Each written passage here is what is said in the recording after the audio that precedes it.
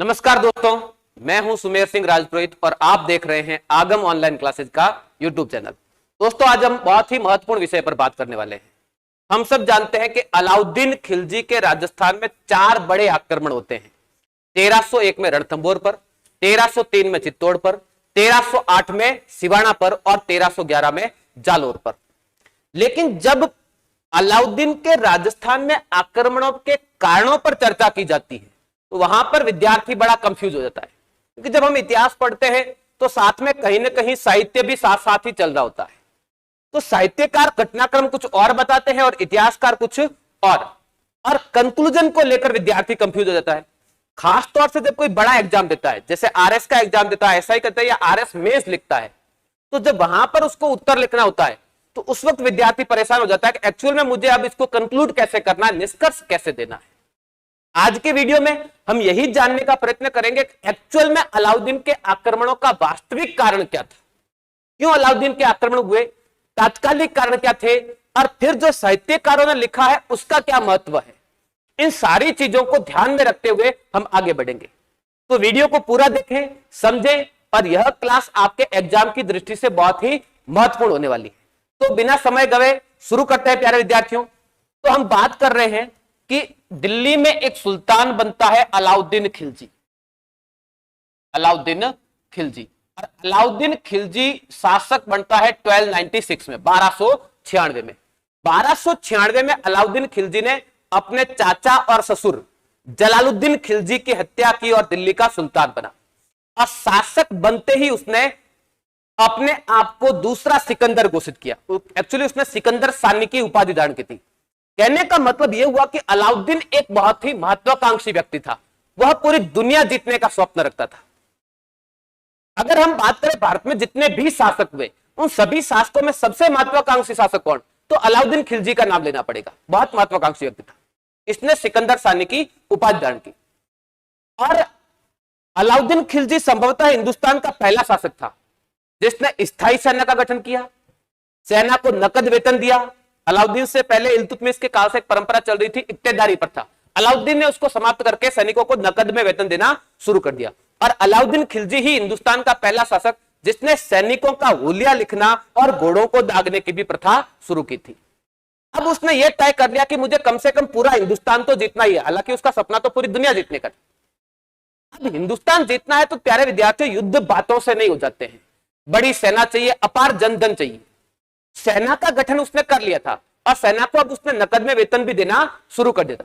अब अलाउद्दीन की जो सबसे बड़ी नीड थी वो ये थी कि उसको क्या चाहिए, धन की आवश्यकता थी। तो ऐसी स्थिति में उस समय आधुनिक गुजरात में एक मंदिर होता था, सोमनाथ मंदिर। अलाउद्दीन खिलजी ने सोमनाथ मंदिर को लूटने की योजना बनाई। यह बात थी 1297 की। अब समस्या क्या, जिस समय, ध्यान देना प्यारे विद्यार्थियों, जिस समय अलाउद्दीन खिलजी दिल्ली का सुल्तान था उस समय हमारे राजस्थान की क्या स्थिति थी।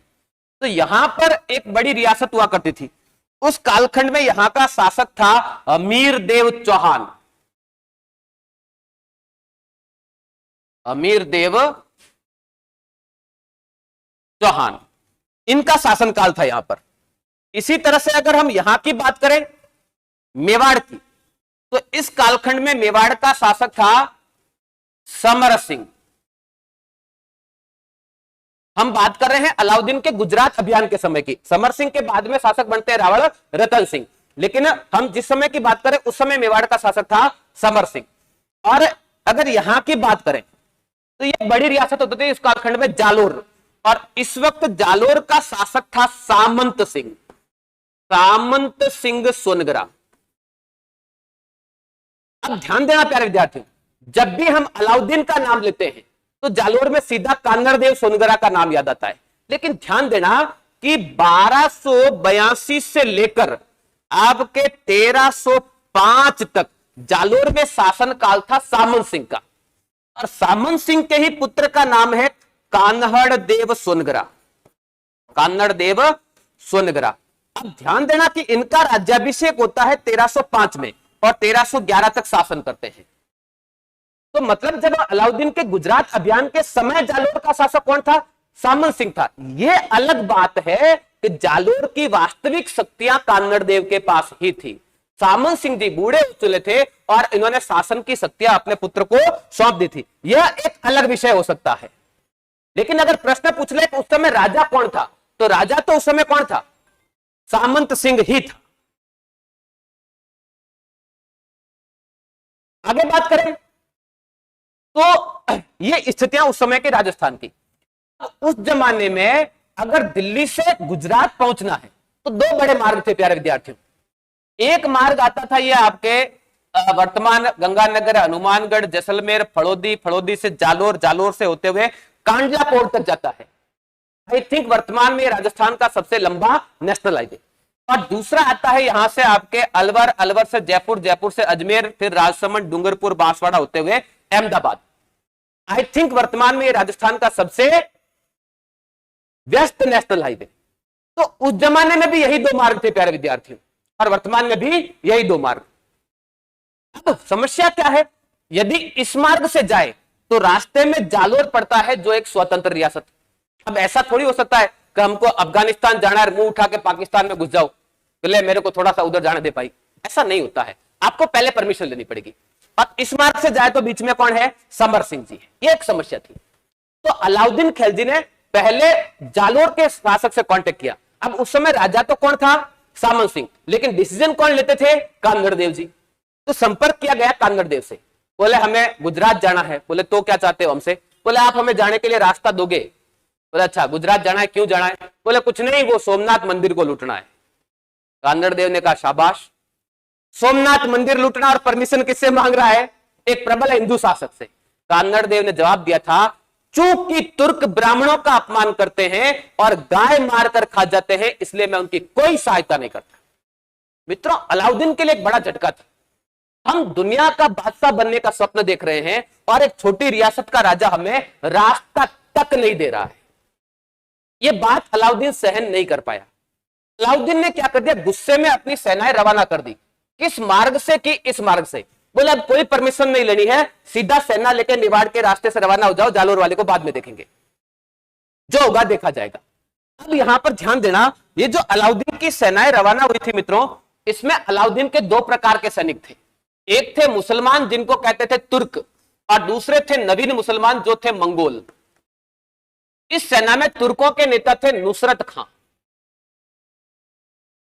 नुसरत खां, और इसका एक सहयोगी था उल्गू खां। जबकि मंगोलों का नेता था मीर मोहम्मद शाह, और इसका एक सहयोगी था के हबरू। ये लोग सेना लेकर निकले। रास्ता कौन सा पकड़ लिया? मेवाड़ वाला। इस रास्ते से होते हुए ये मेवाड़ की सीमा में घुस गए।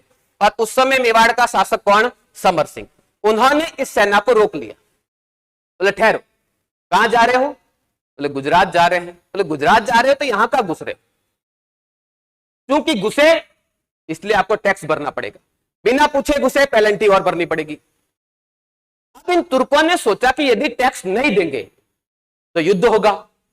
युद्ध हुआ तो यह संभावना है कि हम जीत जाएंगे, लेकिन लड़ लड़ा के आधे हो जाएंगे, और आधे होने के बाद गुजरात पे हमला करेंगे तो फिर पूरे हो जाएंगे। तो फायदा किसमें था? टैक्स देने में। तो इन्होंने क्या किया? समर सिंह को कर चुकाया, और कर चुकाने के बाद इन्होंने क्या किया? गुजरात पर हमला किया। यह बात है, यह अभियान 1297-98 की बात है। इन्होंने गुजरात पर हमला किया। वहां पर भी, गुजरात में भी कर्ण सिंह बाघेला का शासन था। वीरों ने वीरतापूर्वक सामना किया। फाइनली तुर्कों ने सोमनाथ मंदिर को लूटा। सोमनाथ मंदिर को लूटा तो लूटा, सोमनाथ मंदिर के शिवलिंग के टुकड़े कर दिए, और 5 टुकड़े अपने साथ लेकर रवाना हो गए कि बादशाह को देंगे, मांस तोड़ने के काम आएंगे। लेकिन इस पूरे घटनाक्रम में लड़ लड़ा के आधे भी नहीं रहे। सोचा वापस इधर से जाएंगे तो फिर समर सिंह रोकेगा, और अब तो लड़ने की कैपेसिटी नहीं है। इन मूर्खों ने क्या कर दिया? जालोर वाला रास्ता पकड़ लिया। जालोर में शासन किसका? सामंत सिंह का। राजा सामंत सिंह है, लेकिन प्रशासन किसके हाथ में? कानगड़ देव सोनगरा के हाथ में। हाथों हाथ कानगड़ देव को सूचना मिली कि तुर्क हमारी सीमा में घुस गए। ऐसी स्थिति में कानगड़ देव ने क्या किया? अपने मंत्री जैता देवड़ा को भेजा। तो देख तो क्या मामला है। जैता देवड़ा यहां पहुंचा और उसने बताया कि साहब तुर्क हमारी सीमा में घुसे, इंफॉर्मेशन तो ठीक है, बोले और तो क्या, गुजरात पर हमला किया, सोमनाथ मंदिर लूटा। बोला अच्छा सोमनाथ मंदिर लूट लिया। बोले हाँ। कोई खास बात? बोले हाँ खास बात, सारे मुसलमान एक जैसे नहीं है और इनमें आपस में ही विवाद है। आपस में ही विवाद किस बात का? तो देखो मित्रों, मैंने अभी थोड़ी देर पहले कहा कि अलाउद्दीन हिंदुस्तान का पहला शासक जिसने सैनिकों को नकद वेतन दिया। तो अलाउद्दीन से पहले नकद वेतन नहीं मिलता था, तो फिर सैनिक युद्ध में क्यों जाते थे? इसका एक कारण होता था खुम्स। खुम्स कहते हैं मित्रों लूट के माल को। अलाउद्दीन से पहले परंपरा ये होती थी कि जब वो युद्ध होगा वहां से जो लूट का माल मिलेगा उसका 80% सैनिक आपस में बांटेंगे, राजा को केवल 20% मिलेगा। अब चूंकि अलाउद्दीन ने पेमेंट देना शुरू किया, उसने सिस्टम उल्टा कर दिया, 80% राजा को मिलेगा और सैनिकों को केवल 20%। तो यहां से जो माल मिला उसके 20% का तुर्क और मंगोल बंटवारा कर रहे। और मित्रों जब धन का बंटवारा होता है ना, भाई आपस में लड़ लेते हैं, ये तो तुर्क और मंगोल थे, तो आपसी विवाद स्वाभाविक था। कांगड़देव को पता चला कि जब आपस में विवाद है हम इसका अच्छा फायदा उठा सकते हैं। कांगड़देव ने जैता देवड़ा को आदेश दिया, देखते क्या हो, हमला करो। जैता देवड़ा ने क्या कर दिया, इन तुर्कों पर हमला कर दिया, लूट का अधिकतर माल छीन लिया, शिवलिंग के टुकड़े छीन लिए, जिन्हें कांगड़देव ने अलग अलग 5 मंदिरों में स्थापित करवा दिया जालोर में। जान बचाकर तुर्क भागे, जो भी थोड़ा बहुत माल हाथ में आया यहां पहुंचे। अब थोड़ा सा माल हाथ में, अब उस माल को देखे, तुर्क रखे तो मंगोल रखे तो अलाउद्दीन के खाते में जमा करवा। भाई साहब जो बचा कुचा माल था वो लेकर मीर मोहम्मद शाह भाग गए। भाग तो गया लेकिन अलाउद्दीन से बगावत कर दी, छोड़ेगा तो नहीं, ये तो तय है। अब इसको शरण कौन दे?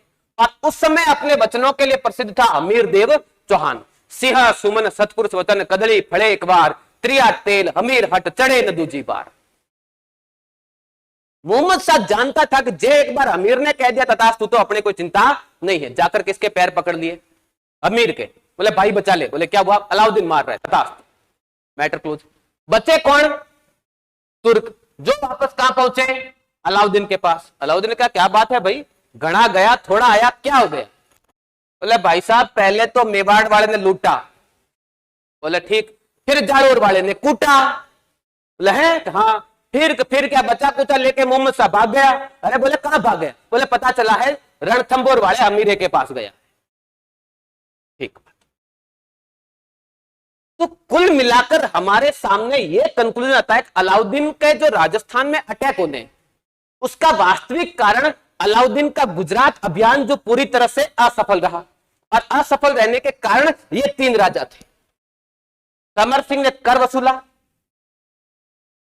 कांगड़देव ने लौटती हुई सेना पर हमला किया और पहले रास्ता ही देने से मना कर दिया, और बचा कुचा माल लेकर मोहम्मद शाह भाग गया। और किसने शरण दे दी? अमीर देव चौहान ने दे दी। ये वास्तविक कारण। लेकिन जब हम साहित्य पढ़ते हैं तो माया अलग है। जैसे अगर मैं यहां पर बात करूं तो यहां पर एक ग्रंथ है अमीर हट। अमीर हट, अमीर हट के रचनाकार हैं चंद्रशेखर। और चंद्रशेखर ने अमीर हट में यह लिखा है कि अलाउद्दीन खिलजी के एक मराठा बेगम थी चिमना, और ये चिमना और मीर मोहम्मद शाह के बीच में प्रेम संबंध थे। इसकी जानकारी अलाउद्दीन को लग गई और इस घटना का उल्लेख फरिश्ता ने भी किया है। तो ऐसी स्थिति में जब यह पता चल गया तो मोहम्मद शाह भागकर किसकी शरण में चला गया? अमीर देव की शरण में। इसलिए अलाउद्दीन ने आक्रमण किया। यह बात अमीर हट में बताई गई है और फरिश्ता ने भी बताई। इसी प्रकार से जब हम यहां पर बात करते हैं तो समर सिंह के पुत्र का नाम है रावण रतन सिंह। रावण रतन सिंह। और यहां पर जानकारी देता है ग्रंथ है पद्मावत, और पद्मावत के रचनाकार है मलिक मोहम्मद जायसी। और जायसी महोदय कह रहे हैं कि रावण रतन सिंह की एक पत्नी थी पद्मावती या पद्मिनी, जो बहुत ही सुंदर थी। और वो पद्मिनी के चक्कर में किसने हमला कर दिया? अलाउद्दीन खिलजी ने। जैसा कि अच्छे से बताया है, एक हीरामन तोता है, उससे रतन सिंह को जानकारी मिली।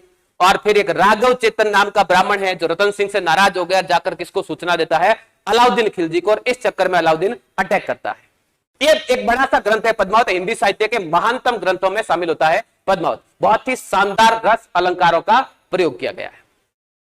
इसी प्रकार से अगर हम यहां की बात करें तो प्यारे मित्रों, एक विद्वान है पद्मनाभ। एक विद्वान है पद्मनाभ। ये पद्मनाभ जी ने 2 ग्रंथ लिखे, एक लिखा है कान्नड़ दे प्रबंध, कान्नड़ दे प्रबंध, और दूसरा ग्रंथ है इनका वीरमदेव सोनगरारी वात, वीरमदेव सोनगरारी वात। एक ग्रंथ है मूर्णोत नैनश्री ख्यात। ये तीनों ग्रंथों में क्या बताया कि खुद अलाउद्दीन खिलजी के एक बेटी थी जिसका नाम था फिरोजा, और कान्नड़ देव के पुत्र था जिसका नाम था वीरमदेव, जो बहुत ही सुंदर और वीर योद्धा था। और जिस समय 1305 के आसपास बता रहे आइन उल मुल्तानी के नेतृत्व में सेनाएं भेजी गई थी और उसके साथ कान्नड़ देव और वीरमदेव दिल्ली गए थे, उस समय ये फिरोजा वीरमदेव से प्रेम करने लग गई, और वीरमदेव ने क्या कर दिया, इस फिरोजा के प्रेम प्रस्ताव को ठुकरा दिया। जब फिरोजा ने यह कहा कि मुझे आपसे शादी करनी है, तब वीरमदेव ने कहा था कि मामो लाजे भाटियार कुल लाजे चौहान, जय हूं परणु तुरकड़ी तो उल्टो उगे बाण। सूर्य पश्चिम से उदय हो सकता है, लेकिन मैं ऐसा कृत्य नहीं कर सकता, क्योंकि ऐसा करने से मेरा कुल जो चौहान वंश और मेरा ननियाल जो भाटी वंश दोनों लज्जित हो जाते हैं। जब फिरोजा का प्रेम प्रस्ताव ठुकरा दिया, इसने जिद कर ली कि मुझे वीरमदेव चाहिए, जिंदा या मुर्दा चाहिए, तो बता रहे हैं कि इसकी दाईमा थी गुलबिस्त, उसके नेतृत्व में सेनाएं भेजी और वीरमदेव उससे लड़ते हुए वीरगति को प्राप्त हुआ, और गुलबिस्त इसकी लाश को लेकर दिल्ली पहुंची, जहां फिरोजा ने उसकी लाश का अंतिम संस्कार किया और उसके बाद में खुद यमुना में कूदकर आत्महत्या कर ली। यह घटना कान्नड़ देव प्रबंध, वीरमदेव सोनगरारी बात और मूर्णोत नैनश्री ख्यात में मिलती है। अब इन घटनाओं में सच्चाई कितनी? देखो, जब हमारे जो इतिहासकार है ना, कई बार अति कर जाते हैं, कई बार तो इन घटनाओं को पूरी तरह से सिरे से खारिज करते हैं। जैसे एक विद्वान है डॉक्टर लाल, इतिहासकार है, वो पद्मिनी की कथा को पूरी तरह से काल्पनिक बताते हैं। लेकिन डॉक्टर दशरथ शर्मा कहते हैं, डॉक्टर गोपीनाथ शर्मा कहते हैं कि अगर आप पद्मिनी की कहानी को काल्पनिक बता रहे हो तो जाओ चित्तौड़गढ़ पद्मिनी महल बना हुआ, गोरा बादल महल बना हुआ, और कार्बन डेटिंग लगा, वो महल भी 700 साल पुरानी। जब कैरेक्टर नहीं है तो ये महल किसके लिए बन गए?